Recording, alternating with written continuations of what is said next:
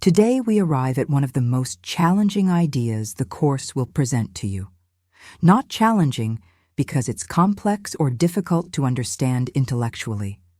Challenging because it confronts something you've believed your entire life, that your thoughts are private, that what goes on in your mind is yours alone, that no one else is affected by what you think. I am not alone in experiencing the effects of my thoughts. Read that again slowly. You are not alone in experiencing the effects of your thoughts. Your thoughts don't stay contained in your head. They ripple out. They affect others. They shape the world you see. And here's what makes this so uncomfortable. If your thoughts affect others, then you carry a level of responsibility you've been trying to avoid. The Course knows this makes you uncomfortable. It says this idea is rarely wholly welcome at first. It seems to carry an enormous sense of responsibility. It may even feel like an invasion of privacy. You want your thoughts to be your own business. You want the freedom to think whatever you want without consequence. To judge, to attack, to resent, to fear, all in the privacy of your own mind where no one else can see. But here's what the Course tells you directly. There are no private thoughts. None. And despite your initial resistance to this idea, you will eventually understand that it must be true if salvation is possible at all. And salvation must be possible because it is the will of God. This isn't about making you feel guilty for your thoughts. It's about waking you up to how creation actually works. Minds are joined. You are not an isolated consciousness floating in a vacuum. You are part of a unified field of awareness. And everything you think, everything you perceive, everything you believe, it all contributes to the collective experience. You've probably noticed by now that sometimes the Course focuses on thinking before perceiving, and sometimes it's the other way around. Today, it explains why. The order doesn't matter. Thinking and its results are simultaneous. Cause and effect are never separate. The moment you think something, it's already producing effects. Not somewhere in the future, right now. In you and in everyone whose mind is joined with yours. The exercise for today requires something specific. You're going to close your eyes and spend about a minute searching your mind. First, repeat today's idea. I am not alone in experiencing the effects of my thoughts. Then look at what's actually in your mind right now. As you identify each thought, name it. Not in abstract terms, but specifically. Name the central person or theme that the thought contains. Maybe it's a thought about someone you're angry with. Maybe it's worry about money. Maybe it's judgment about yourself. Maybe it's a plan you're making. Whatever it is, identify it clearly. Then, holding that thought in your mind, say, I am not alone in experiencing the effects of this thought about name. The specific thing. For example, I am not alone in experiencing the effects of this thought about my coworker who annoyed me. Or, I am not alone in experiencing the effects of this thought about my financial situation. Or, I am not alone in experiencing the effects of this thought about my inadequacy. The Course emphasizes something you should be familiar with by now: indiscriminate selection. Don't cherry-pick the nice thoughts. Don't avoid the uncomfortable ones. Don't organize or edit. Just look at what's there and work with it. The lack of order in choosing your subjects is essential. It's training you to recognize that miracles themselves have no order of difficulty. You need at least 3 practice periods today, though you can shorten the time if necessary. And don't attempt more than 4. The Course is specific about this. More isn't better. Discipline isn't about quantity. It's about quality and consistency. And then there's the as-needed application. Throughout the day, Whenever a thought disturbs you, whenever you find yourself caught in judgment or fear or attack, apply today's idea to that specific thought. This is where the practice becomes real. This is where it stops being an intellectual exercise and becomes a tool for actual transformation. Let's talk about what's really happening here. Why does the Course insist that minds are joined? Why does it matter that you're not alone in experiencing the effects of your thoughts? Because separation is the fundamental illusion. The entire ecosystem is built on the belief that you are separate from God, separate from others, separate from the world. And if you're separate, then what happens in your mind stays in your mind. Your thoughts are yours alone. You can think whatever you want without consequence. But that's not how reality works. Minds are not separate. They're joined at the deepest level. You share one mind with all of creation. What you call your mind is just a localized expression of the one mind. And because minds are joined, nothing you think is without effect. Think about this practically. Have you ever walked into a room and felt the tension, even though no one was speaking? Have you ever been around someone who was angry and felt that anger affecting you, even though it wasn't directed at you? Have you ever had someone's mood shift your own mood without any words being exchanged? That's not magic. That's minds being joined. You're not picking up on external cues. You're experiencing the shared mental field. And if you can feel others' thoughts affecting you, then your thoughts are affecting others in the same way. The Course says salvation depends on understanding this. Why? Because as long as you believe your thoughts are private, you'll continue thinking attack thoughts, judgment thoughts, fear thoughts, all while telling yourself it doesn't matter because I'm just thinking it, I'm not acting on it. But thinking is action. Thinking creates. And every thought of attack, every judgment, every moment of fear contributes to the world of separation and suffering. Not just for you, for everyone. This is what the Course means by responsibility. Not guilt, not blame, just recognition. What you think matters. Your mind is powerful. Your thoughts have effects, and you can choose what you think. You might be resisting this right now. But I can't control my thoughts. They just happen. And here's where the Course is teaching you something crucial. You may not be able to stop thoughts from arising, but you can choose which ones you invest in, which ones you believe, which ones you allow to shape your perception. And here's the liberation in all this.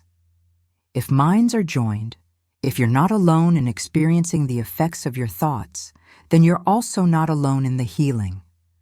Every time you choose a loving thought over an attack thought, you're not just healing yourself, you're contributing to the healing of everyone.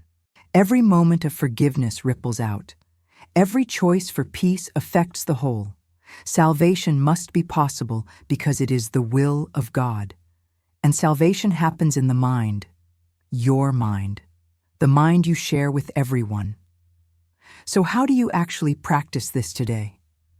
How do you move from understanding the concept to experiencing the truth of it? Here's where discipline becomes essential. You need to train your mind to actually look at what it's thinking. Most of the time, you're not aware of your thoughts. They run on autopilot. You're so identified with the stream of thinking that you don't see it as thoughts. You see it as reality. Today's practice asks you to step back and observe.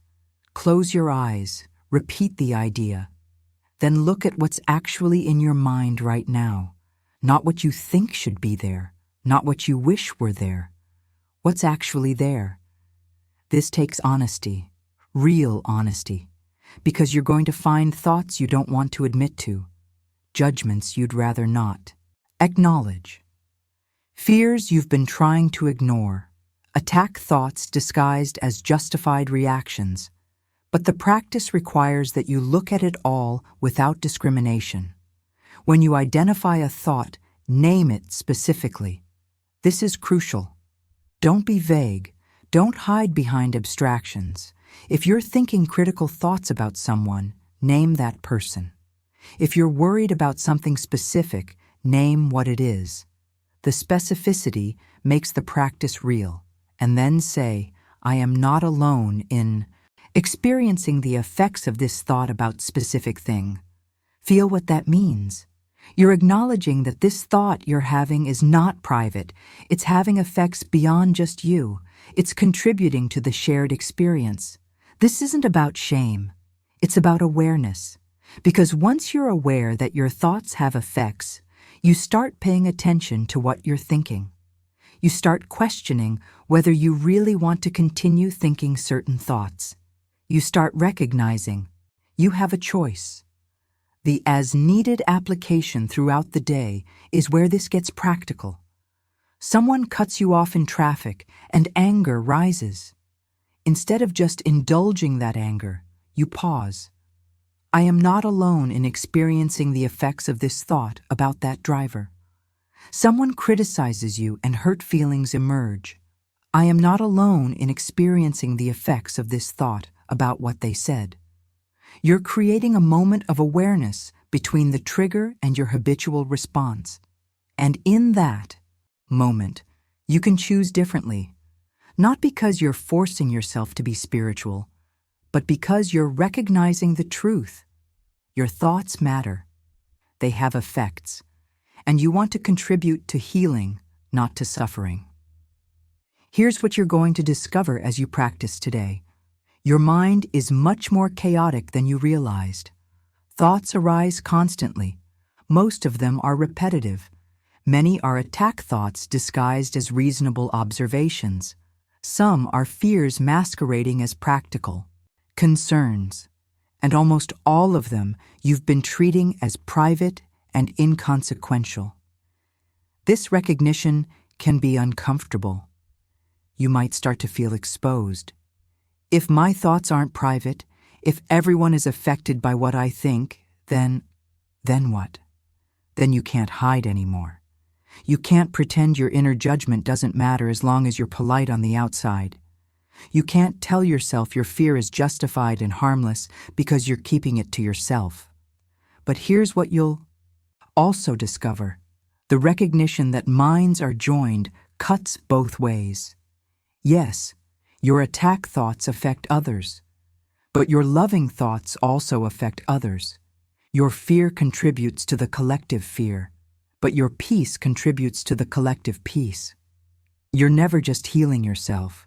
You're always healing the whole. And there's something else. Once you truly understand that minds are joined, loneliness becomes impossible. Not because you're always around people, but because you recognize you're never truly alone. Your mind is joined with all minds. What affects you affects everyone. What affects everyone affects you. You're part of something infinitely larger than your individual self. The resistance will come.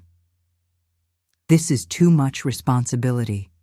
I don't want my thoughts to affect others. I want my mind to be my own business. Notice that resistance. It's the ego fighting for its life. Because if minds are joined, if there are no private thoughts, then the ego's entire system collapses. Separation is revealed as illusion. Some of you might have another kind of resistance.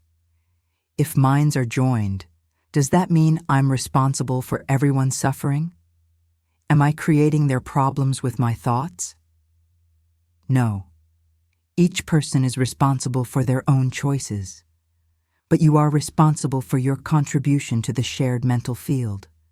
You're responsible for whether you're adding love or fear, peace or attack, healing or harm. If you want to deepen your understanding, I invite you to watch the other videos. The text explores in depth the nature of projection and what it really means to see with the eyes of the Holy Spirit. The explanations in the text, together with daily practice, accelerate the transformation. So here we are. Lesson 19. I am not alone in experiencing the effects of my thoughts. And what makes this lesson so crucial is not just the concept, it's what this recognition does to how you live. When you truly understand that your thoughts have effects beyond yourself, you start paying attention. You start questioning your habitual patterns of thinking. You start recognizing that you have power, not power over others, but power to contribute to either suffering or healing through what you choose to think. This isn't about thought control. It's not about forcing yourself to think positive thoughts or pretending you don't have negative ones. It's about awareness. It's about recognizing that thinking is powerful, that minds are joined, and that you have choice. So today, practice with real intention. Close your eyes at least 3 times and look at what's in your mind. Don't hide from it. Don't edit it. Just look at it honestly and acknowledge, I am not alone in experiencing the effects of these thoughts. And throughout the day, when thoughts arise that disturb you, when you catch yourself in judgment or fear or attack, apply today's idea. Not to shame yourself, but to create awareness, to create choice, to remember that what you think matters. Your thoughts are not private. They ripple out into the shared field of consciousness. And that means you have the power, right now, to contribute to healing, not by fixing everyone else's problems, but by choosing your own thoughts carefully, consciously, with full awareness of their effects. If this video helped you, if something here resonated, leave a like. It helps more people find this content. And subscribe to the channel to follow all 365 lessons of the workbook. We're walking this path together. And if you have questions about A Course in Miracles, leave them in the comments. Once a week I do a Q&A video. To have your question selected, send a super thanks in any amount. I'll choose the most relevant questions for the whole community. Thank you for being here. Thank you for practicing. Thank you for being willing to recognize that your thoughts matter. That recognition is everything. See you in the next lesson.